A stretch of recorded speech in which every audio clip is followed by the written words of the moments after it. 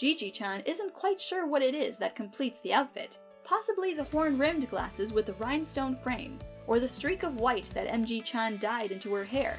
A compromise. MG-chan wanted an undercut. Or maybe the smart lab coat with the trim waist, or the dress pants with the matching black heels. Gigi-chan thinks it's probably the fake nose piercing that ties it all together.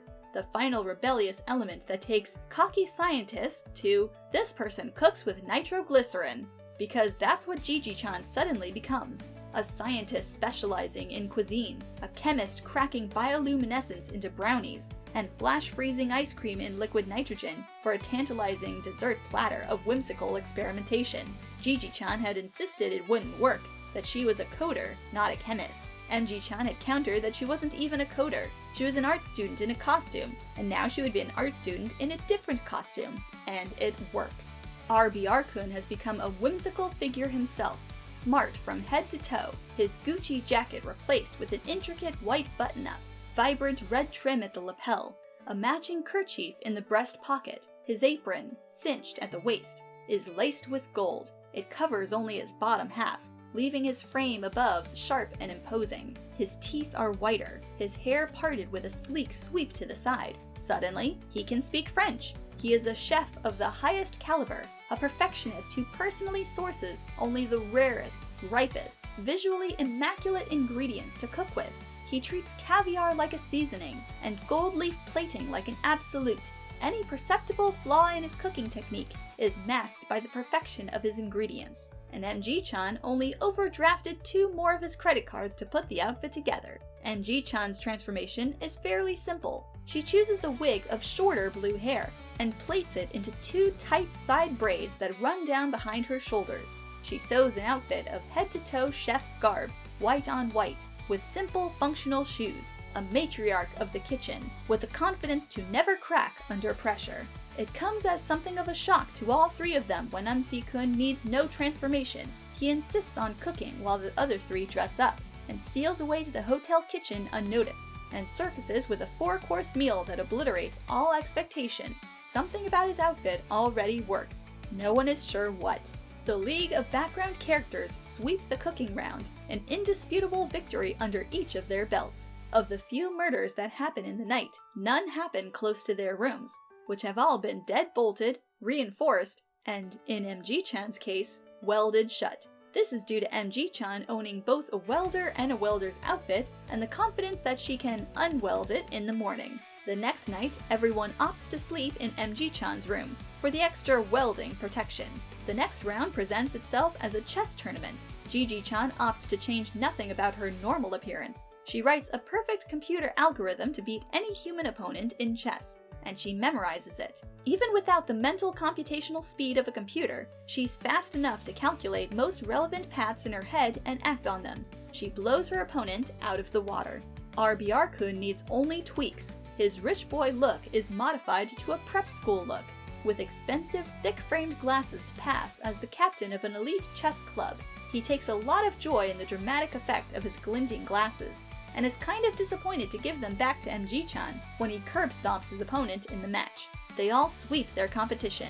Once again, MC-kun needs no transformation. His pink spiky hair and bandana suffices, even if it says nothing at all about chess. Horseback archery is next, then sumo wrestling, then antique pottery making, juggling, ping pong, freestyle swimming. The costumes in MG-chan's room pile up, a horrifically ugly clashing mesh of shirts, pants, headbands, accessories, jewelry, hats, and a few sets of cowboy boots.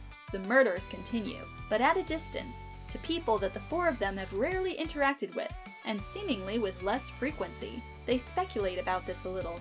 If it means Villain-chan is losing steam, or losing interest, or focusing more on the competition as it comes down to the wire.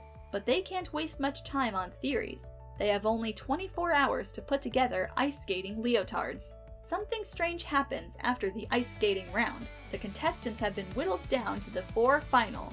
This final 4. The League of Background Characters.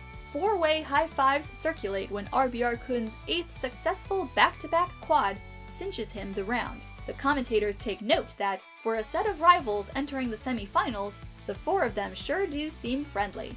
and the four of them note with a bit of melancholy that they may have to part ways for the final 2 rounds. It can't be a collaborative effort anymore if they're going face to face, but at least one of them will win in absolute, and it won't be Villain-chan. They let their guard down, until a scream wakes them in the middle of the night.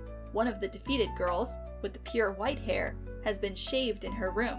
Her bags are already packed, her loss is official, and she is murdered anyway. The 4 of them reconvene in a maintenance tunnel under the hotel for added security, as the rooms just don't feel safe anymore. They're lit only by the emergency lighting along the walls, and Gigi-chan's laptop whispering back and forth. Why is the murderer still active when she can't possibly be part of the competition anymore? Why murder a contestant who's already lost? Is causing her victims to lose not her end goal? Is losing not the end of it? Would she follow them elsewhere? Would she follow them home?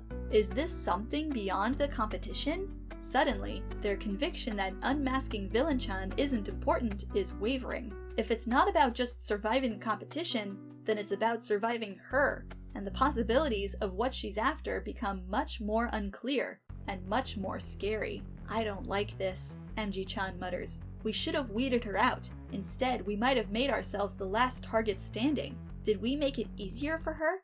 We could always still just, RBR-kun strikes his index finger out with only half conviction. Lose? Sure, if you want to throw your match against me, I'll take it. MC-kun reaches a hand out and lowers RBR-kun's finger.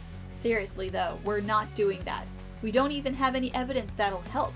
Gigi-chan is typing in silence, a pale and almost ghastly figure against the laptop light. I tried this already, scraping the outgoing and incoming messages, emails, texts, Google searches coming from the hotel for anything suspicious.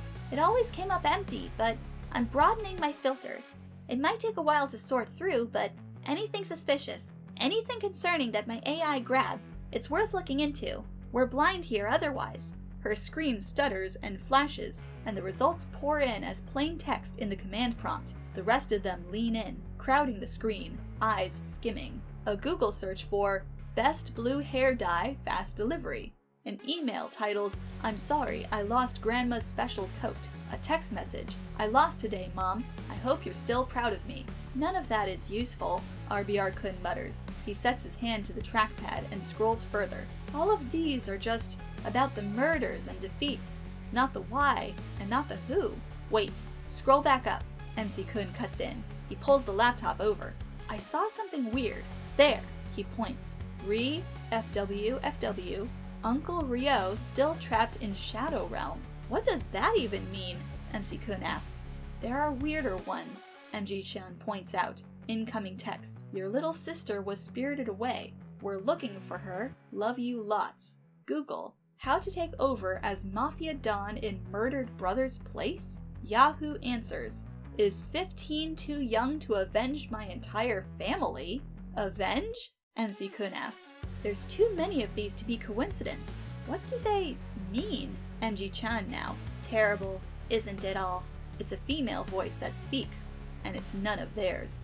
All 4 of them spin in place, hairs along their necks standing on end, and in a split second, Gigi-chan's glasses are shattered. She shrieks as the glass explodes around her.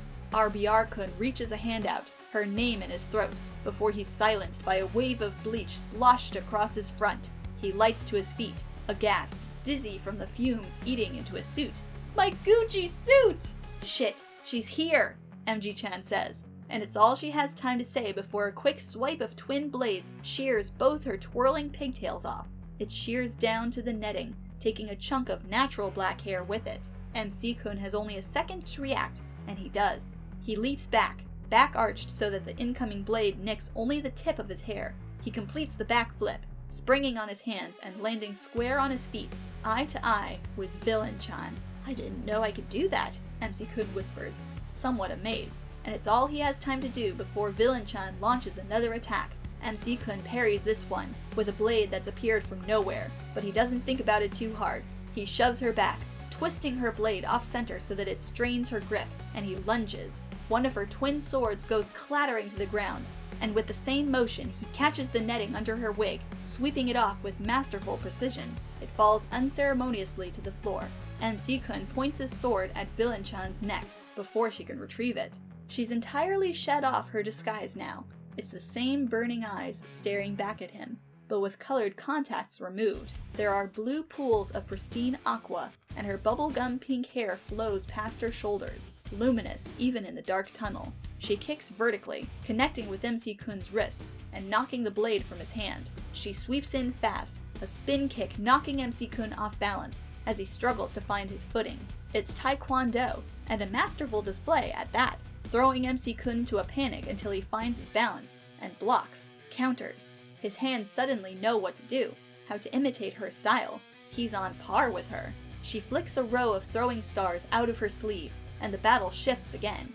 MC-kun digs his own kunai out of his sleeve, and the face-off starts again. Stars crash against the black concrete wall and echo, the scraping sound of steel on steel following as MC-kun blocks. They're fighting bare-handed, and they're on horseback with javelins. And then without warning, they're crouched on the floor beside each other playing a children's card game. The fight becomes a race, an actual foot race, until both Villain-chan and MC-kun are aggressively cooking at separate cooking stations that have manifested underground, with RBR-kun, MG-chan, and Gigi-chan awaiting happily to be the judges. What's happening? MC-kun tries to mouth to one of his friends, but the fight is too fast-paced. They're boxing now, him and Villain-chan, and he can't speak well through his mouth guard. Villain-chan attacks with a wave of fire that MC-kun counters with a wall of ice, which still surprises him even after the long montage of uncanny battles. He hadn't known he had ice powers. He's still not sure how that works. The wall melts under her barrage, and Villain-chan races across the puddles with a long sword in her hand.